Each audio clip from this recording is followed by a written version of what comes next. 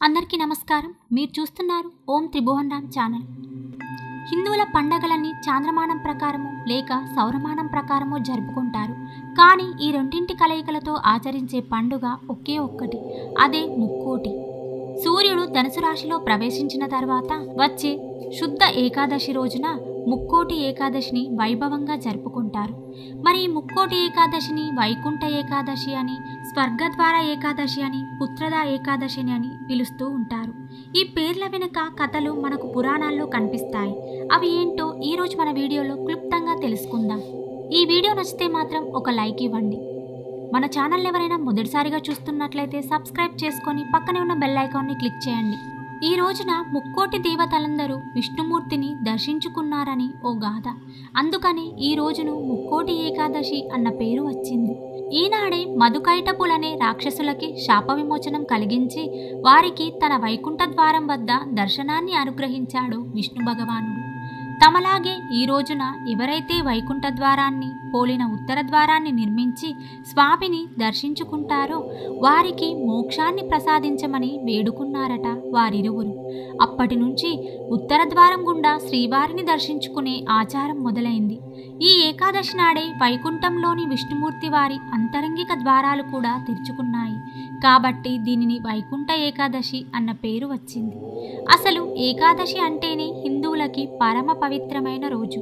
పూర్వం మురాసురుడు అనే రాక్షసుడిని సంహరించేందుకు విష్ణుమూర్తి నుంచి ఒక అంశ వెలువడిందట. ఆమె ఏకాదశి అనే దేవత.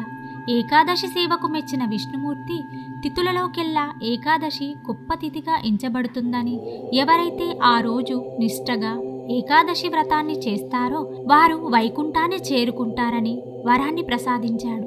అందుకనే ప్రతి ఏకాదశి నాడు మన పెద్దలు క్రమం తప్పకుండా ఉపవాసం చేసేవారు. దీనివల్ల ఏకాదశి ఫలం అనే పుణ్యము, ఆరోగ్యమనే పురుషార్థము రెండూ లభించేవి.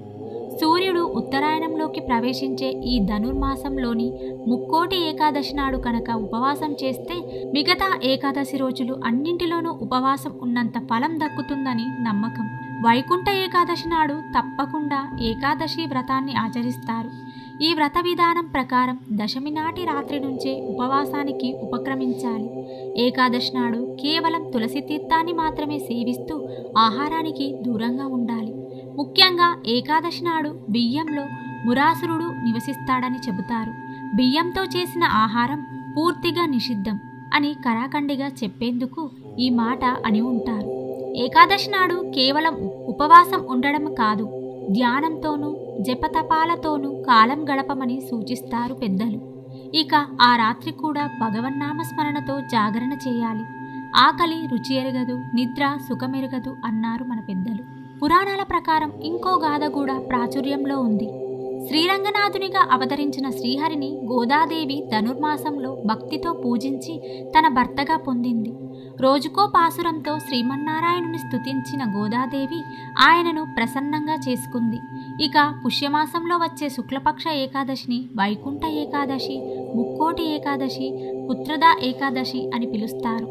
ఈ రోజున ఉత్తర ద్వారంలో శ్రీమన్నారాయణుని దర్శించుకోవాలని భక్తులు ఆరాటపడతారు. ఏడాదికి వచ్చే 24 ఏకాదశుల్లో ప్రతీది పవిత్రమైందే. కానీ వీటిలో వైకుంఠ ఏకాదశి మాత్రం లేదు. ఎందుకంటే మిగతా ఏకాదశులు చాంద్రమానం ప్రకారం గణిస్తే వాటికి భిన్నంగా సౌరమానం ప్రకారం దీన్ని గణిస్తారు. సూర్యుడు ఉత్తరాయణానికి మారే ముందు వచ్చే ధనుర్మాస శుద్ధ ఏకాదశిని ముక్కోటి ఏకాదశి అని అంటారు. వైకుంఠ ఏకాదశిని ముక్కోటి ఏకాదశి అని, స్వర్గద్వార ఏకాదశి అని పిలుస్తారు. శ్రీ మహావిష్ణువుకు నెలవైన వైకుంఠంలోని వాకిళ్ళు ఈ రోజునే తెరుచుకుంటాయి. కాబట్టి దీన్ని వైకుంఠ ఏకాదశి అని అంటారు. దక్షిణాయనం ప్రారంభం ఆషాఢ శుద్ధ ఏకాదశి నాడు పాలకడలిలో యోగనిద్రకు ఉపక్రమించిన నారాయణుడు కార్తీక శుద్ధ ఏకాదశి రోజు మేల్కొంటారు. ఇలా మేల్కొన్న స్వామిని దర్శించుకోవడానికి పుష్యమాస శుక్లపక్ష ఏకాదశి నాడు ముక్కోటి దేవతలు వైకుంఠానికి చేరుకుంటారు. అందుకే దీనిని ముక్కోటి ఏకాదశి అని పిలుస్తారు. దక్షిణాయనంలో చనిపోయిన పుణ్యాత్మలకు ఈ రోజునే స్వర్గంలోకి ప్రవేశించే అవకాశం కల్పిస్తారు. కాబట్టి స్వర్గద్వార ఏకాదశి అని అంటారు. కృతయుగంలో మురా అనే రాక్షసుడు దేవతలను, ఋషులను, ప్రజానికాన్ని పట్టి పీడిస్తూ క్రూరంగా హింసించేవాడు. ముర ఆకృత్యాలకు భరించలేని దేవతలు శ్రీహరికి తమ గోడు చెప్పుకున్నారు. దీంతో మురాసురుని సంహరించడానికి శ్రీ మహావిష్ణువు బయలుదేరతాడు.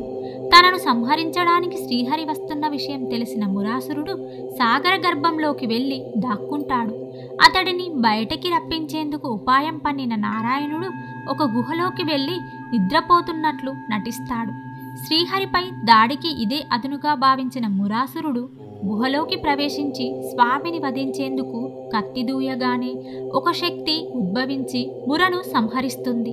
ఈ విధంగా దేవతలను సంరక్షించిన ఆ శక్తికే ఏకాదశి అనే నామకరణం చేశారు. సో ఫ్రెండ్స్, విన్నారు కదా. ఈ వీడియో కనుక మీకు నచ్చినట్లయితే లైక్, షేర్, సబ్స్క్రైబ్ చేసుకొని పక్కనే ఉన్న బెల్ ఐకాన్ని క్లిక్ చేయండి. ధన్యవాదములు.